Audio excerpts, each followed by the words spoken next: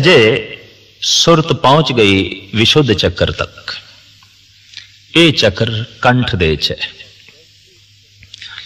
और जैसे इस चक्र नु विन के शक्ति ऊपर उठती है, मनुख दी रसना, साधक दी रसना सच नु प्रगट करने दे समर्थ हो जाती है।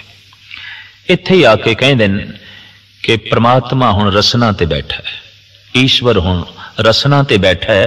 प्रभ जी बसे साध की रसना, कबीर मेरी सिमरनी रसना ऊपर नाम।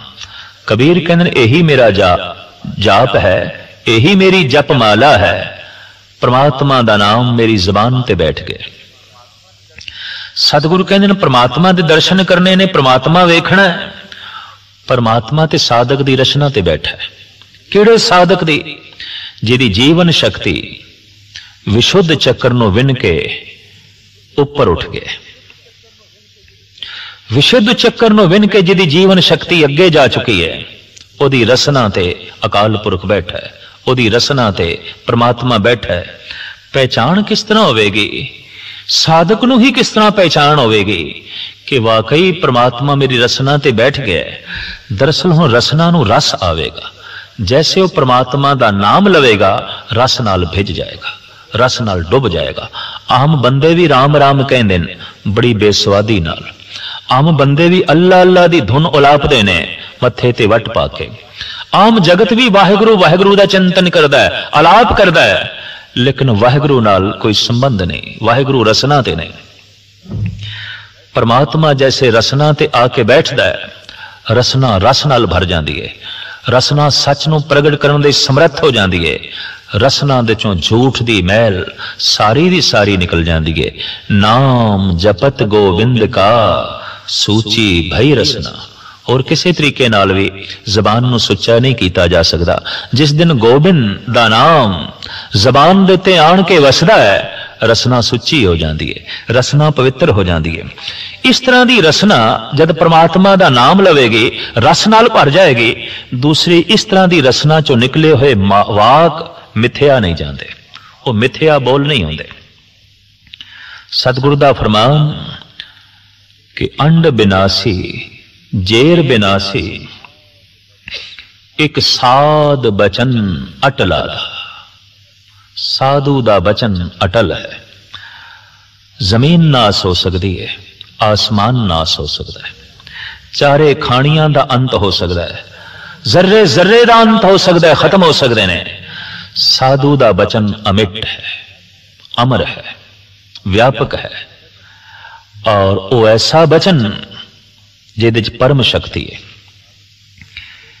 एक साधक ने गुरु गोबिंद सिंह जी महाराज ते प्रश्न किया, पातशाह कुछ लोग बाणी पढ़ते ने या उसकी व्याख्या करते ने, हृदय तक नहीं पहुंचती। पर कुछ लोग जब बोलते ने, विचारते ने, उन्हां दे बोल हृदय तक पहुंचते ने। बाणी ओही है, विचार ओही है, पर किसी दे बोल हृदय तक पहुंचते ने, किसी दे नहीं पहुंचते। इदा कारण संक्षेप दे प्रत्यक्ष प्रमाण दे राही गुरु गोबिंद सिंह जी महाराज ने समझाने की कोशिश की थी। दो मनुख लियांदे गए, दोवां नूं धनुष बाण दे दिते गए, सामने एक निशाना रख दिता गया। एक कमजोर सी, लागर सी, बीमार सी, हड्डियां दा ढांचा सी, कुबड़ा सी, नाले निशानची भी नहीं सी। दूसरा तंदुरुस्त सी, पहलवान सी, शक्तिशाली सी, नाले निशानची भी सी। पहले ने सतगुरु नूं, पहले मनुख नूं जो कमजोर ते लागर है, गुरुदेव कहते ने निशाना मार, तीर चला। जैसे वो धनुष बाण चलांदा है, बाण रस्ते च गिर गया।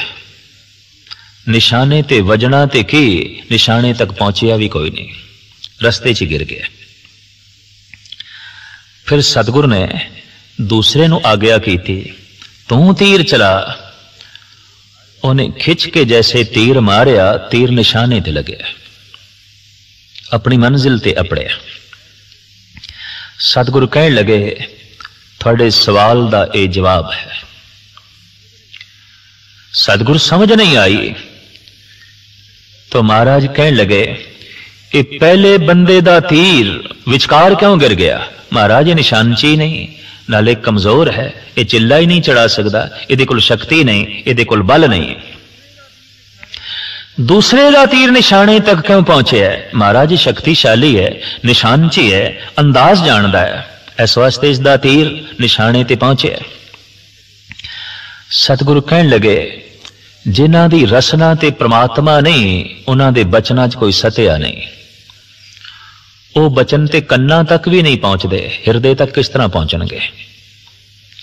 वो ते सरवण भी सुनन दे असमर्थ रह जाते हैं, वो बचन रस्ते च गिर जाते हैं, हिरदे तक पहुंचते ही नहीं। ते जब हिरदे तक पहुंच ही नहीं ते हिरदे नूं परिवर्तन करन ते किस तरह करन, हिरदे नूं चोट करन ते किस तरह करन? वो बचन रस्ते च गिर जाते हैं। कुछ बचना दे पिछे कमाई दी शक्ति है, जप तप दी शक्ति है, साधना दी शक्ति है, और वो बचन सीधे निशाने तक पहुंचते हैं, हिरदे तक पहुंचते हैं, और उत्थे मनुख नूं बचन बयान करने का ढंग भी आ जाता है, कित्थे की बोलना है, वक्त विचारे सुबंधा होए, उन्होंने मौका महल की पहचान भी होंदी है, समय की पहचान भी होंदी है। जैसे ब्याह शादी के घर दे सोग दियां गल्लां फबदियां नहीं, और इसे तरीके नाल मर्ग वाले घर दे ब्याह शादी दे सोले चंगे नहीं लगते। मौका महल के मुताबिक गल करनी यही बंदे दा फर्ज है, और ये फर्ज सनासी उदों पैदा होती है जद जीवन शक्ति विशुद्ध चक्कर नूं विन के अगे लंघदी है। मौका महल की पहचान बंदे नूं बचन कित्थे कहना है, कितना कहना है, और किसनों कहना है, इस तरह का बोध बंदे कोल पूर्ण तौर पर होंदा है।